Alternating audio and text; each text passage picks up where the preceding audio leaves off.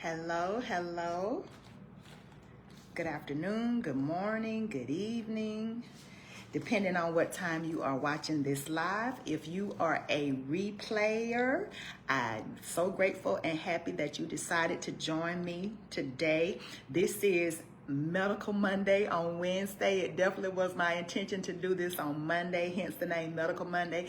But today it is happening, even though it's not on Monday. So this is Medical Monday on Wednesday today. It's just going to be Medical Monday, but it is I like that. I like that name, Medical Monday on Wednesday, because it shows the effort, but that you can't quite plan everything to go as you would like to.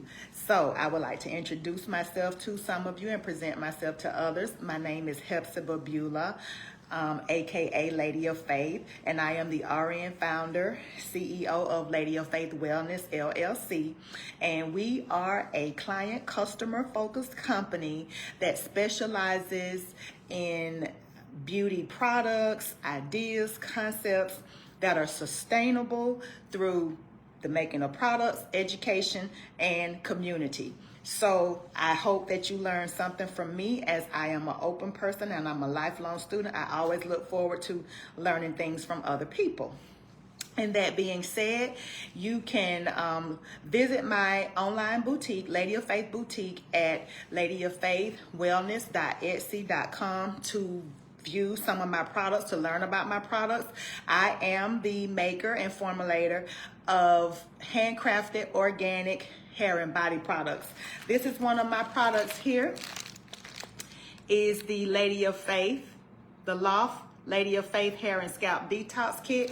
It is definitely something to behold. It will help you revitalize your scalp. It is a hair clinic experience in a bag. I used to run a natural hair clinic out of my home when I lived in Georgia, and so I put that experience in a bag, and it basically preps the scalp for my amazing Lady of Faith hair growth promoter, which also alleviates eczema, dandruff, and psoriasis. It softens, strengthens, and thickens the hair strands, and this is a 1 month supply in here just to get you started. You're gonna have your African black soap, and we'll be doing a teaching on the African black soap a little later on this week. So you're gonna cleanse with the African black soap.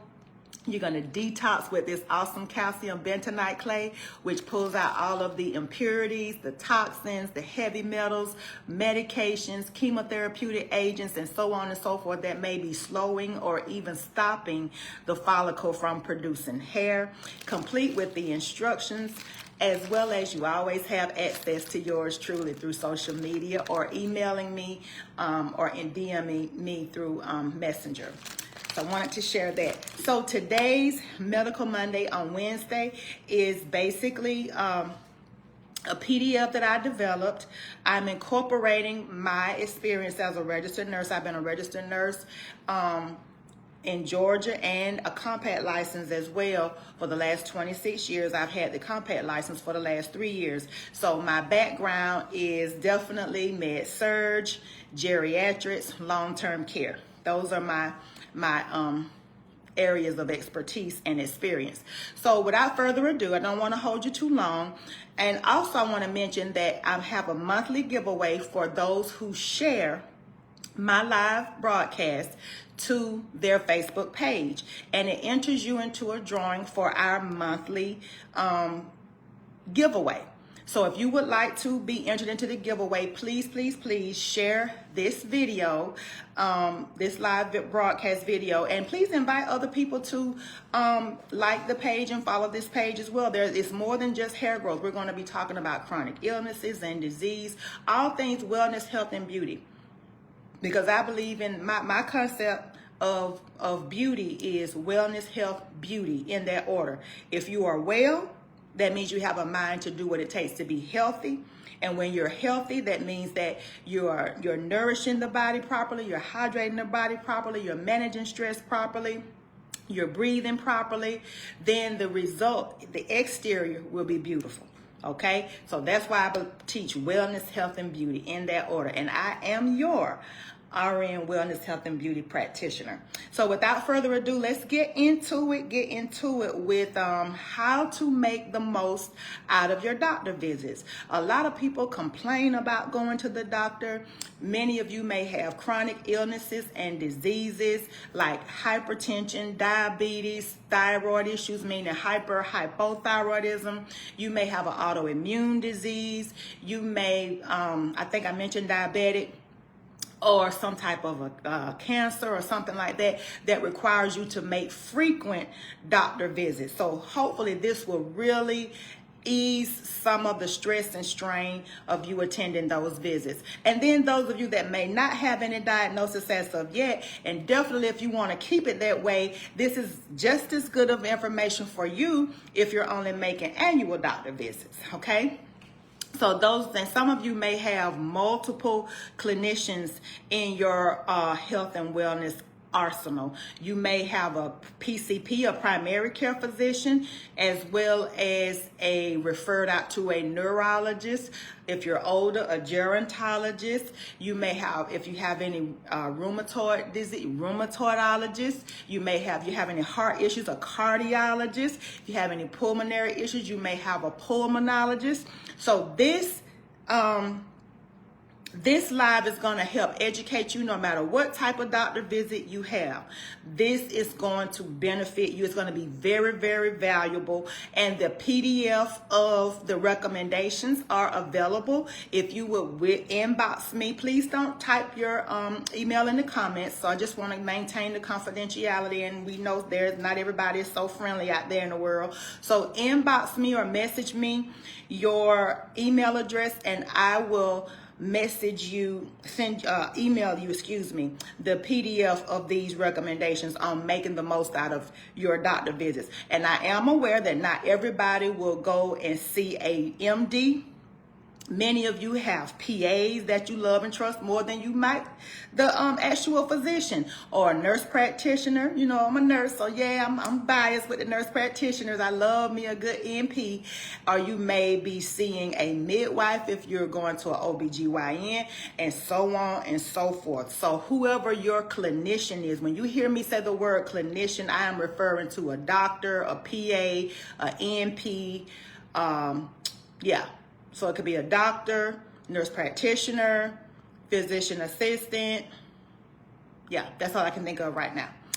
Okay, so without further ado, I want you to get in the habit of keeping a journal. Okay, of keeping a journal. Now, if you have quite a few, if you have more than 2 chronic diseases, let's say if you have a diagnosis of diabetes, hypertension, and heart disease. Okay, so you may have your general practitioner, you may be seeing an endocrinologist, or you may be seeing a nephrologist if your kidneys have started to act up as a result of your diabetes, and then you're going to also have a cardiologist.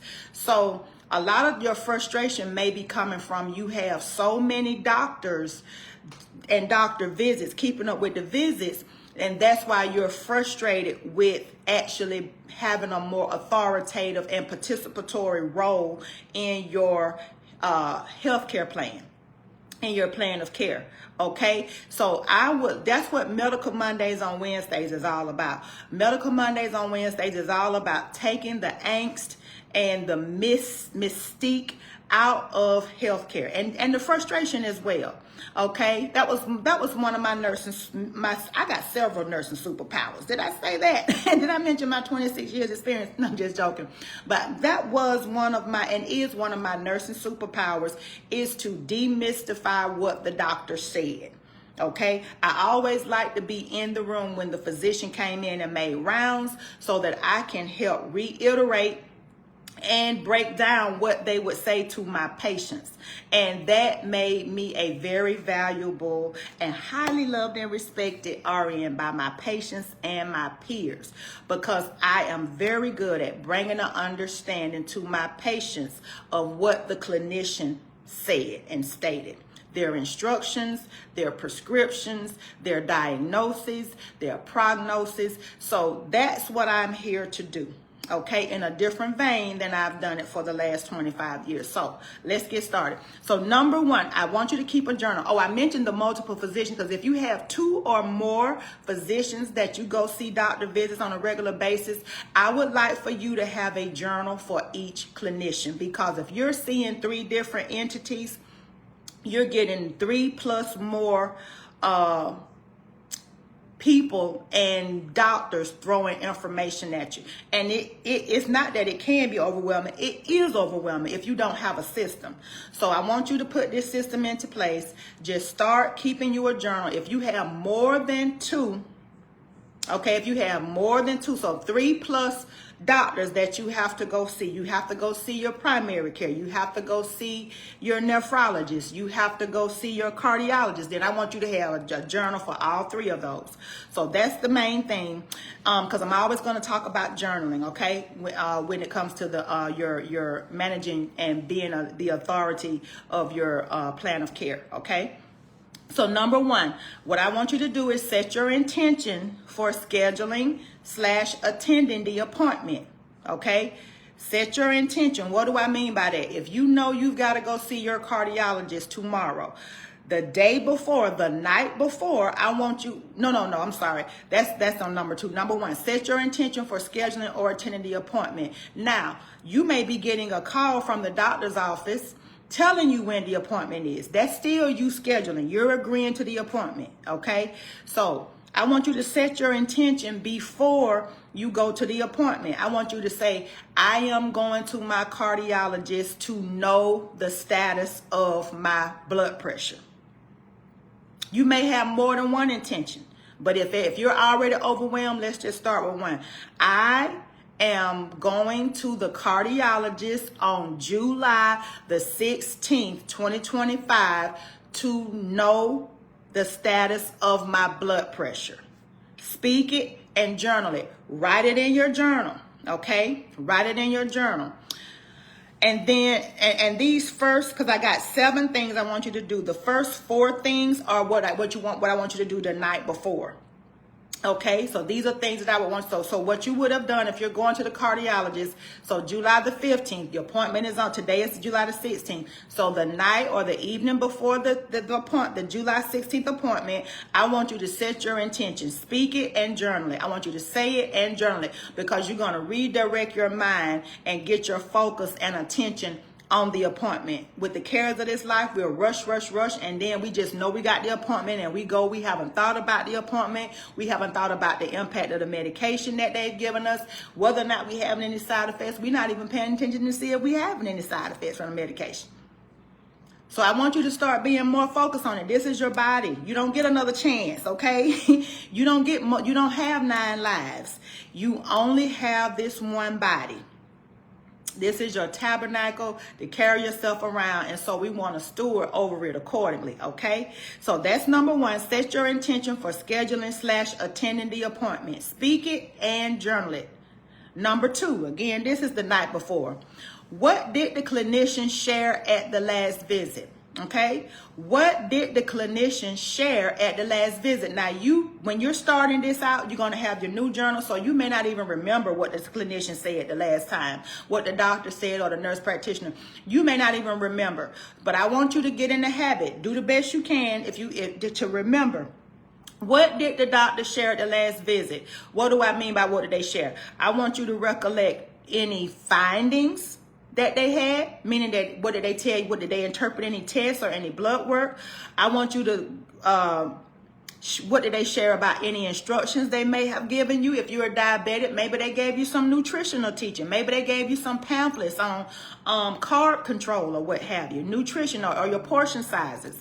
Recollect that. Any test results that they may have gone over with you, any prescriptions that they wrote, any recommendations, any referrals that they made from that visit. I want you to think back and what did that doctor or clinician or nurse practitioner or PA share with you at the last visit? Because remember, I'm getting your mind acclimated to the visit, okay? That's number 2. And why do we want to remember what did the clinician say at the last visit. Okay, the reasons for that are, number one, it's going to help you prep your questions, because this is another reason you're going to have a journal. You need to have a journal. You don't have to do anything, but I would love for you to have a journal. Okay, this is one of the reasons why I recommend that you have a journal, is that it helps you prep your questions for the physician or the clinician. Number two, it's going to send the message and energy to the clinician that you are in charge of your plan of care and that you care about your health. I always used to tell my patients in healthcare and their families, the squeaky wheel gets the oil in medicine and in healthcare. And if you don't squeak, you get no oil. You understand what I'm saying? Until you cold, or you pass out, or you have a stroke, or you have a heart attack, or you go into respiratory arrest, then you get attention. Okay? You don't want that to be when you squeak a little bit. You want to squeak long before we have to call 911 for you. Okay? So that's why you want to think about and recollect what the physician says. It's going to send the energy that you are in charge of your plan of care. And then it holds you accountable. It's going to hold you accountable. Okay. And then when you recollect what the clinician shared at the last visit, I think this is getting into the third one. Let me say this. Let me go into this. Okay. Write down, this is number 3. Write down your responses / reaction to everything given in the last visit. Write down your responses. So number 2 is, what did the clinician share at the last visit? And then I want you to write down what were your responses and reaction to everything given in the last visit. Meaning, did you comply? If the clinician told you to cut down on your salt, if your blood pressure was sky high when you went and they told you, okay, I want you to go from 4 grams sodium a day to 2 grams of sodium. Did you stop adding table salt, or did you keep on in the same habits? This is not to judge yourself. This is just for you to observe your behavior. Because if you're not observing it, you're really not going to manage it. That's what I'm doing. What the recommendations that I'm doing is getting you in the habit of observing your behavior so that you can change your behavior. If you don't never observe it, then you won't change it. And you will feel hopeless, and your health will continue to decline. Okay? So write down your responses to everything given in the last visit. Did you comply? Okay, I got a second part of that. What obstacles did you encounter that hindered or prevented your compliance? Did you run into any obstacles? Was it your intention to go from a 4 gram to a 2 gram sodium diet, but your daughter cooks for you? Okay, and she's in control of the salt? You see what I'm saying? Maybe your intention is to do what the doctor said. You understand what I'm saying? Maybe you want to drop your hemoglobin A1C from a 10 to a 7, but you don't prepare the meals, or you don't understand carb counting, calorie counting, portion sizes, diabetic exchanges. You don't have a clear understanding of that. You have a desire to do right, but you don't know how. So what obstacles? Did you want to comply? Did you comply? What was your attitude toward what the doctor said? What was your attitude? If the doctor told you, you know what, if we don't get this blood sugar down, that toe on that right foot, that great toe on that right foot is looking kind of funny to me.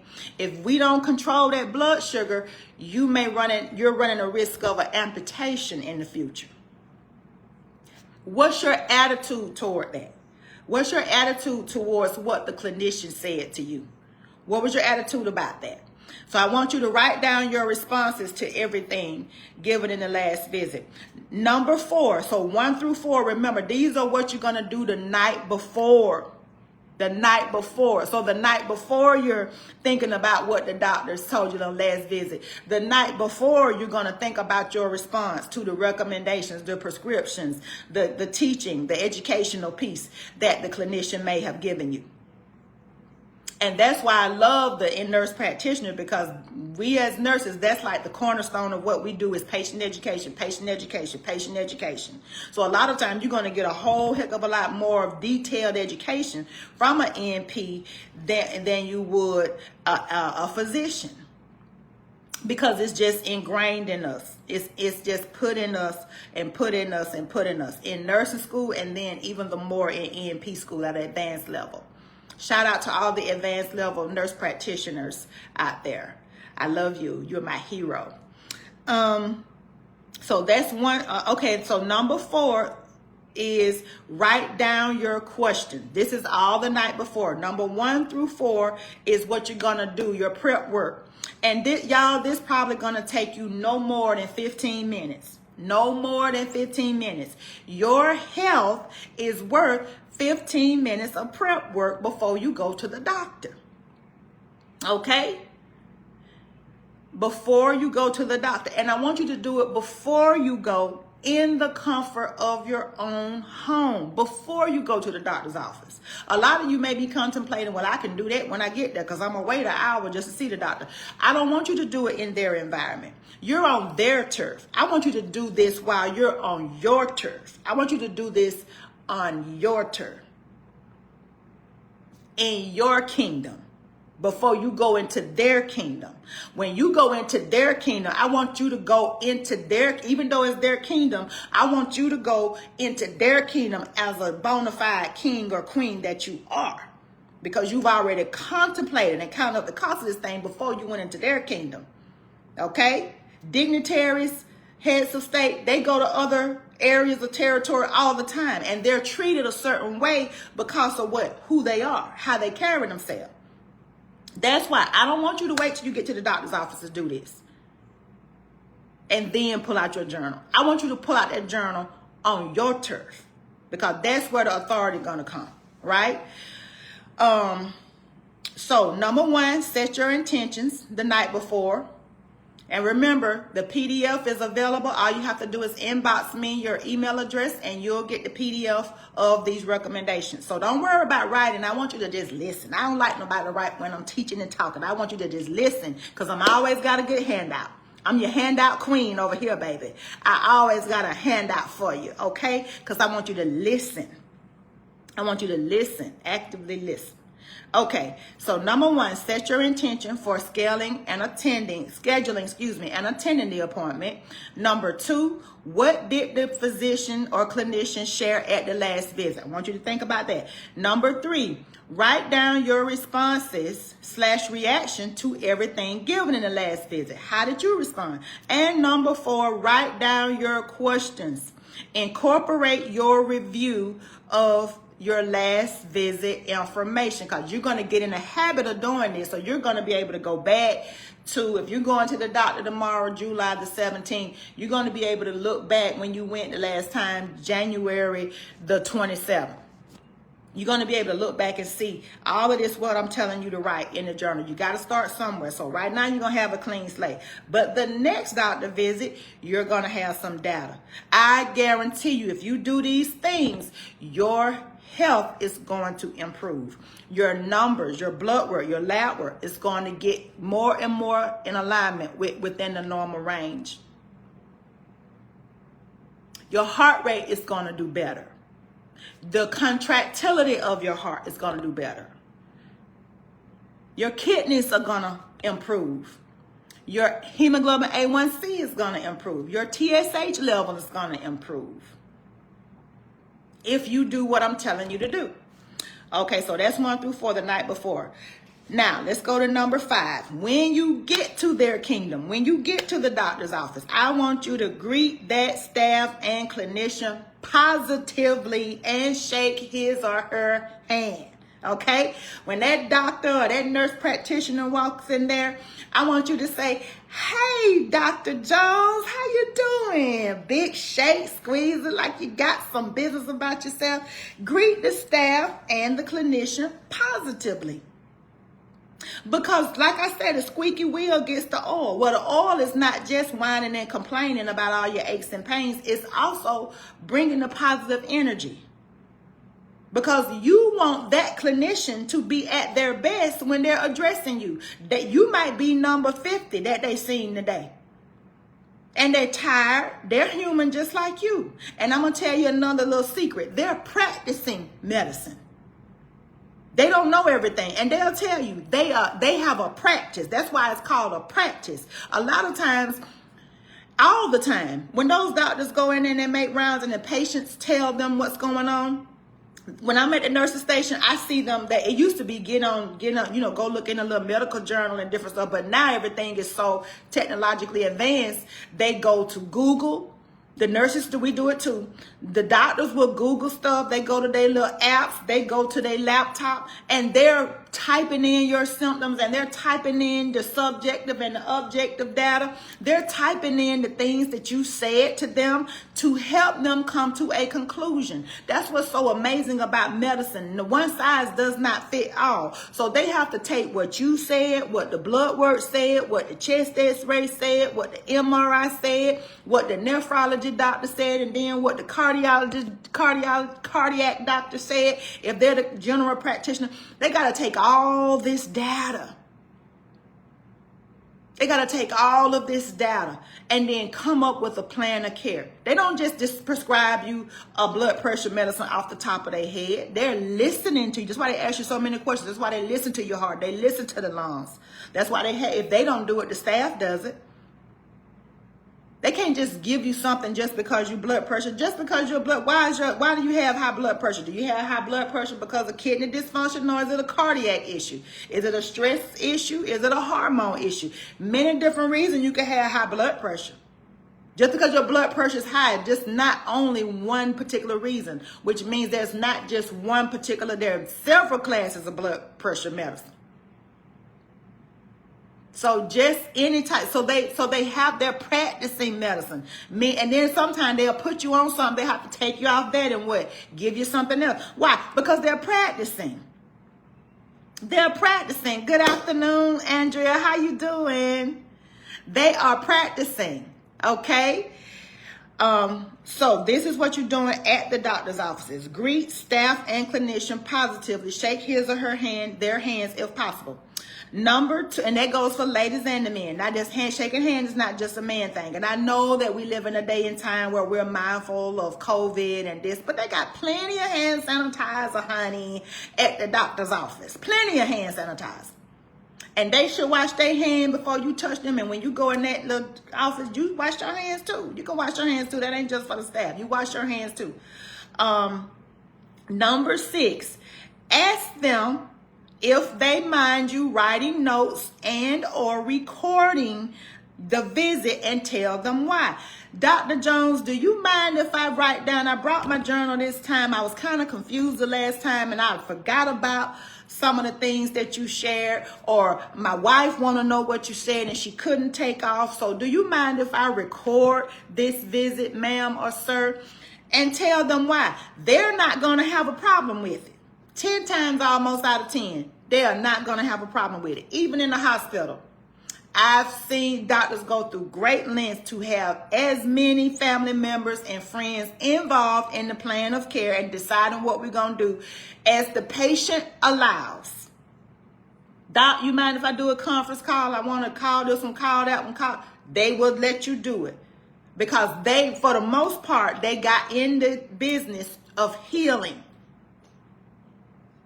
And more doctors now that are graduating medical school are into wellness, holistic, body, soul, and spirit, not just the medical side. Most doctors now, they're catching up. Okay, they're catching up and they are interested in your stress levels. They are interested in your spiritual. Are you stressed out? Do you have, they might not verbalize it like that. Okay, they might not.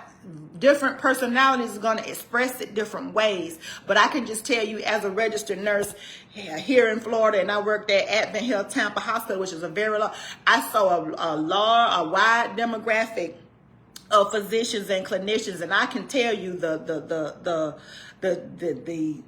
The curve is different than it used to be, honey. It did. Thank God. Thank God. Thank God. Thank God. And then the last thing, listen to understand, not respond. When they start talking, because they're going to listen to you, ask you how you've been feeling, how did the medication, how do you think the medication helping? Did you have any side effects? Blah, blah, blah, blah, blah. What you've been eating, what you've been drinking, have you been exercising, how's your stress, whatever you're going to see them for. They're going to ask you all these questions. When they start talking, I want you to stop. That's number 7. Listen to understand, not to respond. You'll have your chance to respond, but don't talk while they're talking. Doctors are pressed with time, and I'm not trying to help you.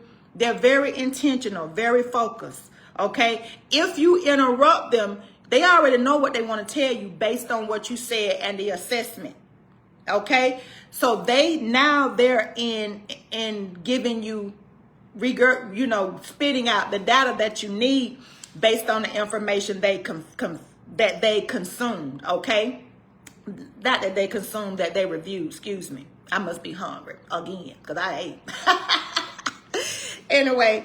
So once they have listened to you, they're very systematic, very methodical, and this has been ingrained in them in medical school, how to properly assess before you get into coming up with a plan and then implementation. Okay, so it's not that I don't want you to interrupt the doctor because I think it's disrespectful. I want you, because now they're in their zone, and if you interrupt them, they may very well forget a key piece of, and I've seen them forget a key pieces of information that they're trying to tell you with what their intentions are towards you.